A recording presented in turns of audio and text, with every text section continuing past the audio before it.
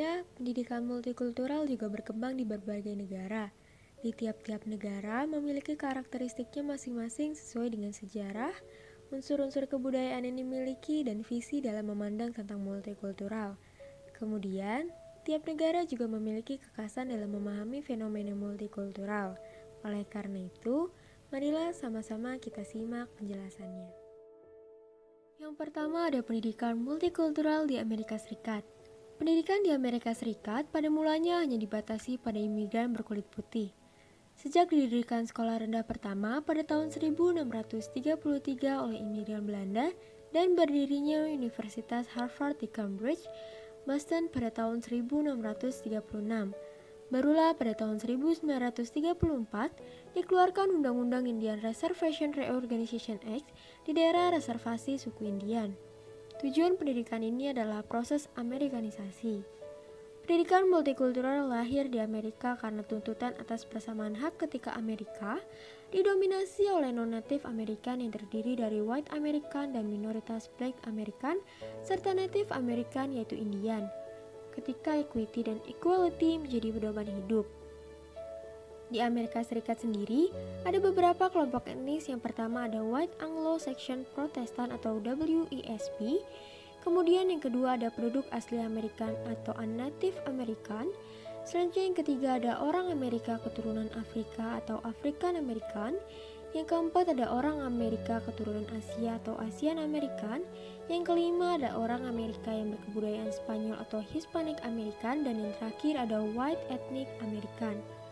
Pendidikan multikultural muncul di Amerika sebagai sebuah kebutuhan karena 3 alasan utama, yaitu realitas sosial masyarakat Amerika, pengaruh budaya dan etis pada pertumbuhan dan perkembangan manusia, kondisi pengajaran dan pembelajaran yang efektif. Namun, ada pula menurut Bank yang mengatakan bahwa pendidikan multikultural memiliki 3 hal, yaitu gagasan atau konsep, gerakan reformasi pendidikan, dan sebuah proses. Yang kedua ada pendidikan multikultural di Inggris. Pendidikan multikultural di Inggris ini terkait dengan perkembangan revolusi industri pada tahun 1650-an. Pada awalnya, Inggris terkenal sebagai masyarakat yang monokultur. Kemudian barulah sesudah Perang Dunia Kedua berubah menjadi multikultur. Ketika kedatangan tenaga kerja untuk pembangunan dari Kepulauan Karibia dan India. Meskipun oleh pemerintah Inggris telah berusaha memperbaiki kehidupan kelompok kulit berwarna ini, ternyata di dalam masyarakat masih terlihat adanya pembedaan-pembedaan di dalam perumahan, tenaga kerja, dan pendidikan. Pendidikan multikultural berkembang sejalan dengan kaum imigran yang memasuki Inggris. Namun masih terdapat perlakuan yang diskriminatif sehingga memunculkan berbagai gerakan yang berlatar belakang budaya. Gerakan ini merupakan gerakan politik yang didukung pandangan liberal, demokrasi, dan gerakan kesetaraan manusia. Hal ini tidak lepas dari pemikiran kelompok progresif di Universitas Birmingham yang melahirkan studi budaya atau cultural studies pada tahun 1964 yang mengetengahkan pemikiran progresif kaum terpinggirkan yang didukung oleh kaum buruh Labour Party. Barulah pada tahun 1968 didirikan Select Committee on Race, Relation and Immigration atau SCRRI yang bertugas meninjau kebijakan imigrasi. Kesempatan ini digunakan oleh kaum imigran terutama dari Hindia Barat dan Asia untuk mengetengahkan permasalahannya.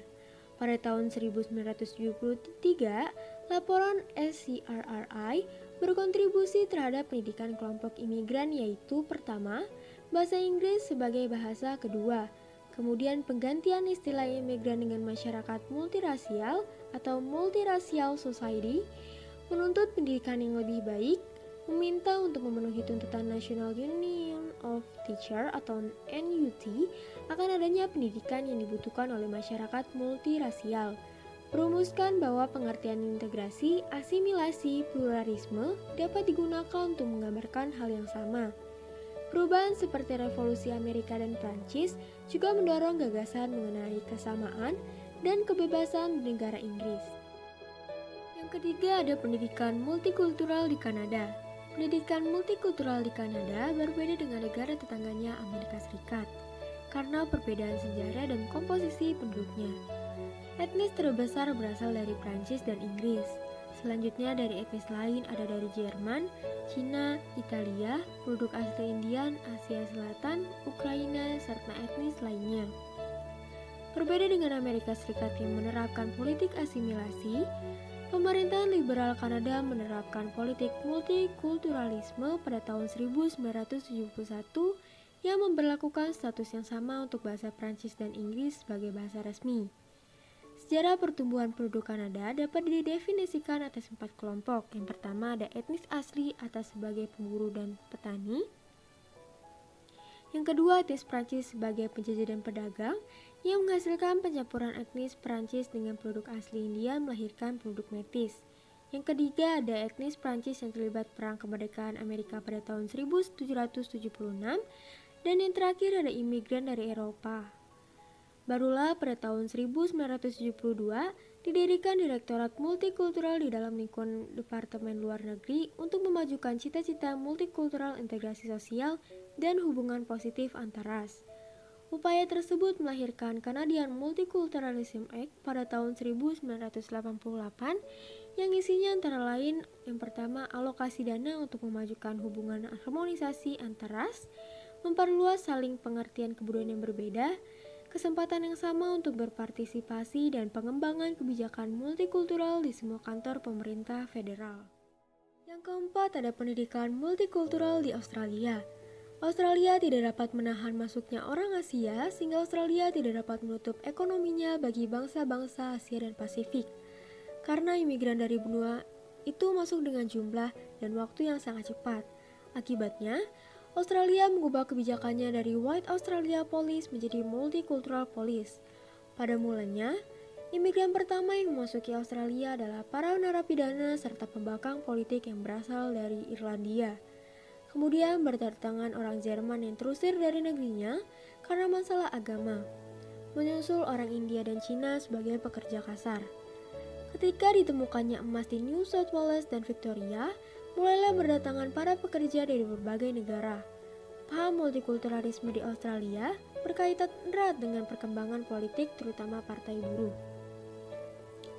Ada 5 tujuan pendidikan multikultural di Australia yaitu yang pertama, pengertian dan menghargai bahwa Australia adalah masyarakat multibudaya di dalam sejarah. Yang kedua, menemukan kesadaran dan kontribusi dari berbagai latar kebudayaan untuk membangun Australia. Yang ketiga, pengertian antar budaya melalui kajian-kajian tentang tingkah laku, kepercayaan, dan nilai-nilai multikulturalisme. Yang keempat, tingkah laku yang memperkuat keselarasan antar etnis, dan yang terakhir, memperluas kesadaran akan penerimaannya sebagai seseorang yang mempunyai identitas nasional Australia, tetapi juga akan identitas yang spesifik di dalam masyarakat multibudaya Australia. Dan yang terakhir ada pendidikan multikultural di berbagai negara Asia. Negara Cina menerapkan kebijakan khusus untuk melindungi kaum minoritas. Cina menempuh kebijakan itu karena tidak bisa mengelak dari praktek multikultural di negeri itu. Selain itu ada negara Malaysia, merupakan tipikal bangsa dengan multi-etnik di Asia. Malaysia telah mengadopsi kebijakan asimilasi melalui kebijakan Bumiputra Police. Tetapi sejak perkembangan ekonomi internasional berubah makin cepat, lahirlah kecenderungan baru ke arah pluralisme budaya atau cultural pluralization. Dan ada pula negara Jepang yang telah berubah dari masyarakat multietnik menjadi multikultural. Awalnya Jepang terdiri dari ras penduduk yang homogen, tetapi kemudian berubah karena banyak pekerja masuk dari luar. Itulah beberapa karakteristik pendidikan multikultural di berbagai negara yang membuktikan bahwa perbedaan etnis, ras, ataupun suku ada di berbagai belahan dunia. Perbedaan haruslah saling dihormati karena perbedaan membuat kita memiliki keberagaman. Saya, Arini Putri Wurianti Ningrum, mahasiswa Pendidikan Sosiologi 2019, Fakultas Pendidikan Ilmu Pengetahuan Sosial, Universitas Pendidikan Indonesia. Untuk memenuhi salah satu tugas mata kuliah pendidikan multikultural yang diampu oleh Profesor Dr. Bunyamin Maftu, MTD, MA, serta Bapak Supriyono, MPD.